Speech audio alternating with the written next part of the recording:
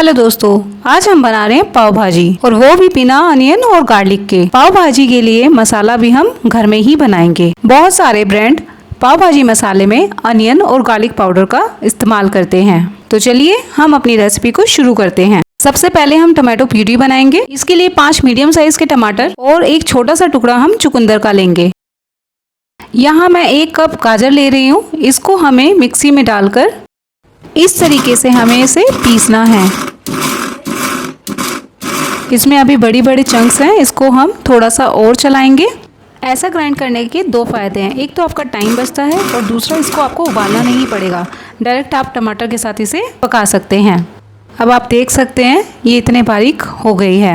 इसी तरीके से हम अपनी गोभी को भी ग्राइंड कर लेंगे। मसाला बनाने के लिए 4 बड़े चम्मच साबुत धनिया, 1 बड़ा चम्मच जीरा, 1 छोटा चम्मच सौंफ और इसमें डालेंगे 6 से 8 लौंग। इसी के साथ 1 चक्री फूल, 2 छोटी इलायची, 1 बड़ी इलायची, 1 छोटा चम्मच काली मिर्च, 2 से 3 तेज पत्ता, आधा जायफल। ये आधा छोटा चम्मच सूखा हुआ अदरक है। आप इसकी जगह 1/4 चम्मच सौंठ का पाउडर भी डाल सकते हैं। मैं यहाँ आधा छोटा चम्मच दालचीनी पाउडर डाल रही हूँ। आप इसकी जगह 2 इंच का टुकड़ा डाल सकते हैं। 1 छोटा चम्मच काला नमक, 1 छोटा चम्मच आमचूर पाउडर, आधा छोटा चम्मच रेगुलर नमक, 2 बड़े चम्मच कश्मीरी मिर्च और 1 छोटा चम्मच रेगुलर मिर्च। इस मसाले को हमें ग्राइंड करना है। पाव भाजी बनाने के लिए हम एक कढ़ाई लेंगे। इसे मीडियम फ्लेम पे रखेंगे। इसमें लगभग 3 बड़े चम्मच हम तेल डालेंगे। तेल गर्म होने पर हम इसमें डालेंगे 1 छोटा चम्मच जीरा, 2 बड़े चम्मच अदरक का पेस्ट, आधा छोटा चम्मच हींग। इन्हें 1 मिनट तक हमें अच्छे से भूनना है।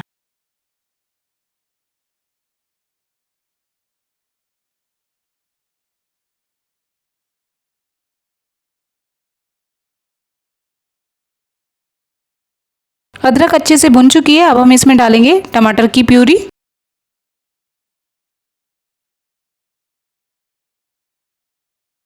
प्यूरी के साथ ही हम इसमें ग्राइंड की हुई गोभी और गाजर को भी डाल देंगे। इनको अच्छे से मिक्स करेंगे।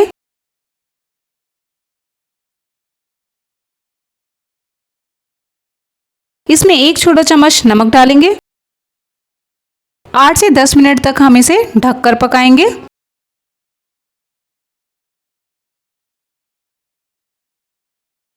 अब हम इसमें डालेंगे फ्रोज़न मटर।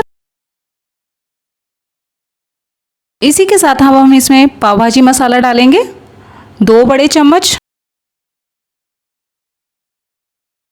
और आधा कप पानी।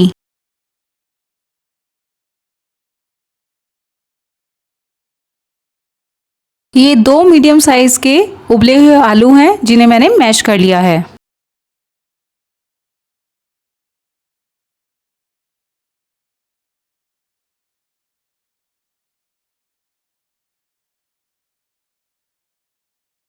लगभग 1 कप हम इसमें पानी डालेंगे।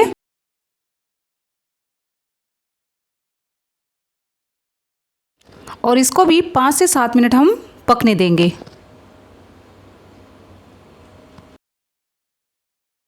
पाव भाजी सर्व करने से पहले इसे एक बार और तड़का लगाएंगे। यहाँ रेड कलर के लिए मैंने 1 बड़ा चम्मच कश्मीरी मिर्च ली है। इसको हम तेल के साथ हल्का सा भून लेंगे। पाव भाजी आपको कितनी पतली रखनी है उसके हिसाब से हम इसमें पानी ऐड करेंगे। इसमें हम पाव भाजी डालेंगे। ऊपर से आधा छोटा चम्मच हम इसमें मसाला डाल के इसे अच्छे से भून लेंगे।